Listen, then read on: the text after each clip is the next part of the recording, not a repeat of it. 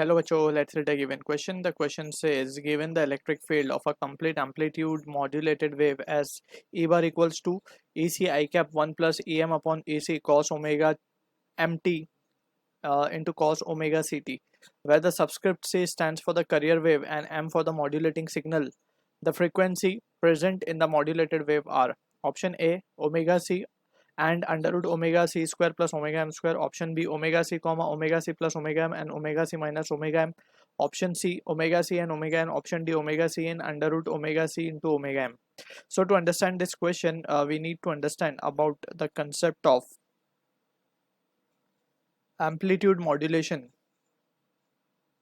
So amplitude modulation के we need to understand कि जब मैसेज सिग्नल को हम सुपर इम्पोज करते हैं on career wave, so as to change the amplitude, right? So that process is known as amplitude modulation. तो अब यहाँ पे we need to understand कि we have carrier wave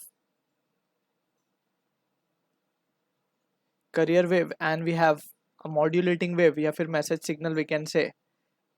So यहाँ पे carrier wave की equation अगर हम मान ले it is AC sin omega ct and यहाँ पे अगर हम message signal को consider कर लें AM sin omega mt, तो when both are of this superimpose, तो हमें जो एक्सप्रेशन मिलता है वो मिलता है मॉड्यूलेटेड एम्पलीट्यूड मॉड्यूलेटेड वेव का, जिसको हम डिनोट करते हैं this c m of t, and that is equals to a c को हम कॉमन ले लेते हैं 1 plus a m upon a सी.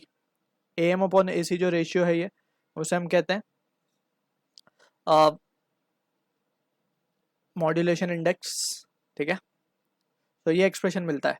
अब इसी एक्सप्रेशन को अगर हम को रिलेट करें जो गिवन एक्सप्रेशन है, तो उसमें हम क्लियरली देख सकते हैं कि हमें इलेक्ट्रिक फील्ड वेक्टर का इक्वेशन दिया है इस फॉर्म के अंदर.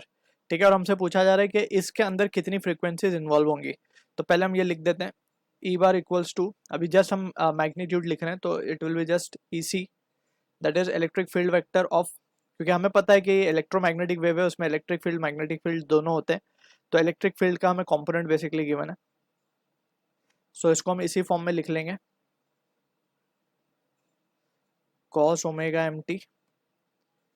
इसको अब थोड़ा सा रिजॉल्व करके चेक करेंगे जो फाइनल एक्सप्रेशन हमें मिलता है उसमें कितनी फ्रीक्वेंसीज आ रही है.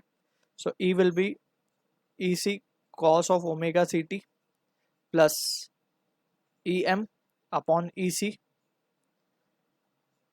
Cos omega m t into cos omega सी टी. राइट, अब हम क्या करेंगे, 2 मल्टीप्लाई डिवाइड कर देते हैं सेकेंड एक्सप्रेशन के लिए.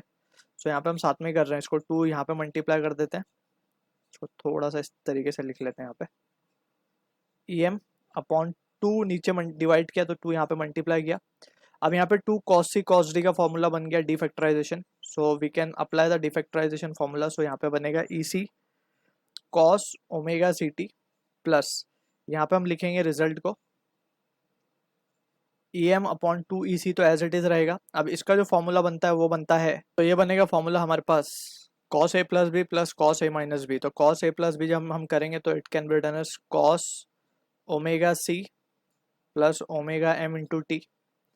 ठीक है, प्लस एक बनेगा हमारे पास cos omega C minus omega M into T.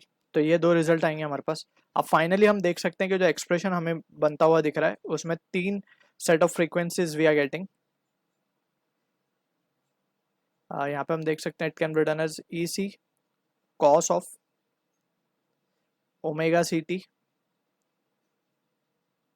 एक तो ये, प्लस जब हम इसको अंदर मल्टीप्लाई करेंगे तो एक बनेगा cos of omega C plus omega M into T.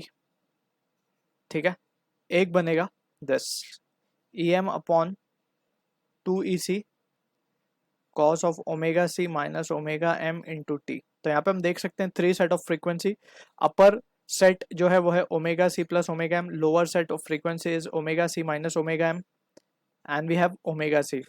तो ये 3 सेट बन रहे हैं जो कि ऑप्शन से बी से मैच होता हुआ दिख रहा है. So I hope you understood the solution. All the best.